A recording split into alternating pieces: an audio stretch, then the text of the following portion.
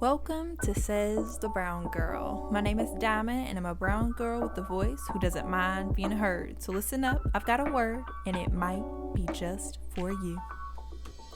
Today's poem is entitled Freedom, written by myself. Here it goes. Freedom, a word whose interpretation ranges all the way to its antonym. A noun that has become so misconstrued you have to read into its fine print.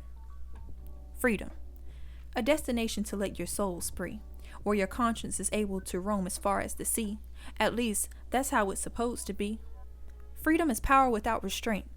There are no limits, no ifs, ands, or buts about it. Freedom is having the ability to do, say, and act as you please, but we all know that the human mind is too mischievous for this leisure. So we sit around tables and create laws to keep idiots from being idiots, but we lack the basic needs of our people. To deter them from crime, we compromise their freedom. To help them flee from death, we build walls to turn away people that need us.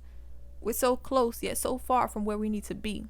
Because everybody's got to live, but there is no guarantee, because if we're living in cages and minimum wages and more jobs than degrees, it seems like you have to die just to be free. How many more captives and casualties will it take just so we can be released? Freedom, an oxymoron in itself, because nothing is free, not even freedom. Thank you.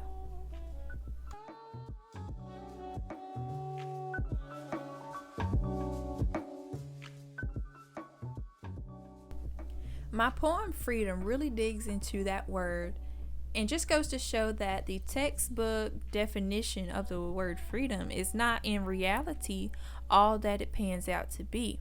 And for really good reasons. And since we're in a democracy, there are laws and restrictions set in place for us to be able to live in a democracy. And there's people in higher places that are able to make decisions for the majority of people.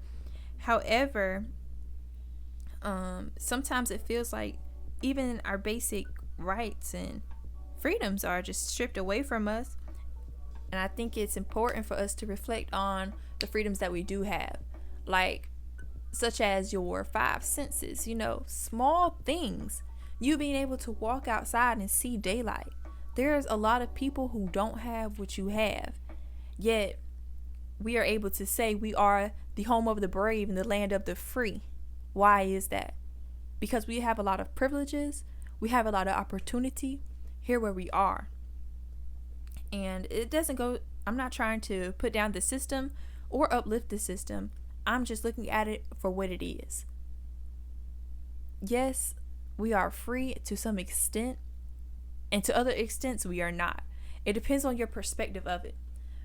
But as long as you have a mind, as long as you have an imagination, and a sense of right and wrong, you are free.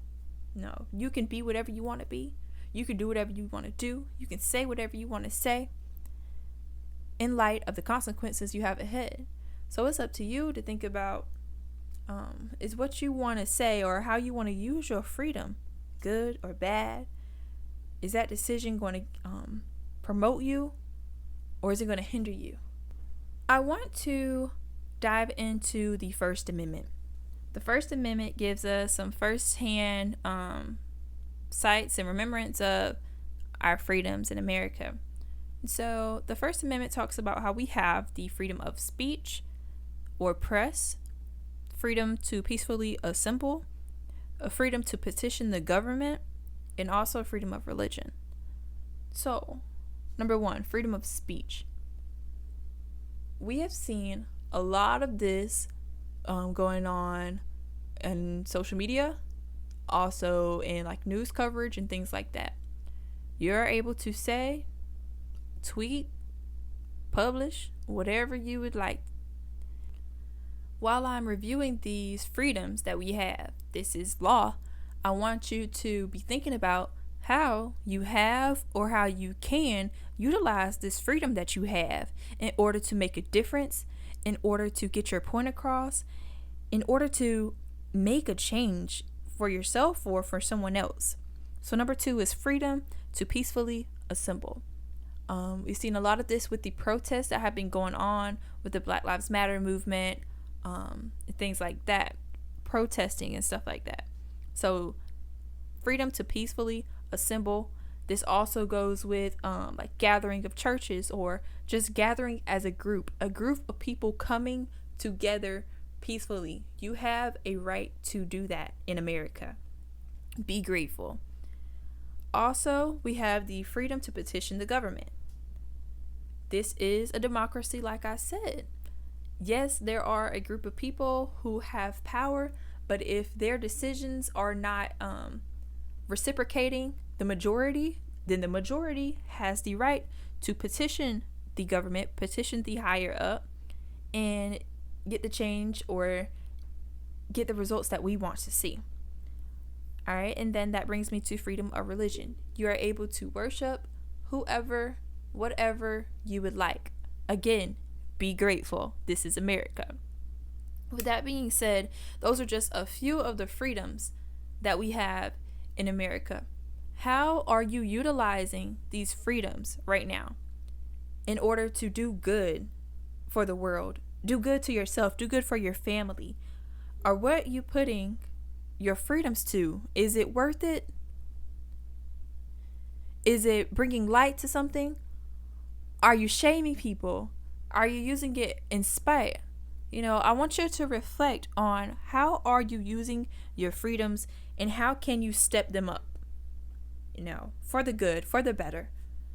And so everybody who is listening to me, I want to remind you that this is free. Thank you for your support.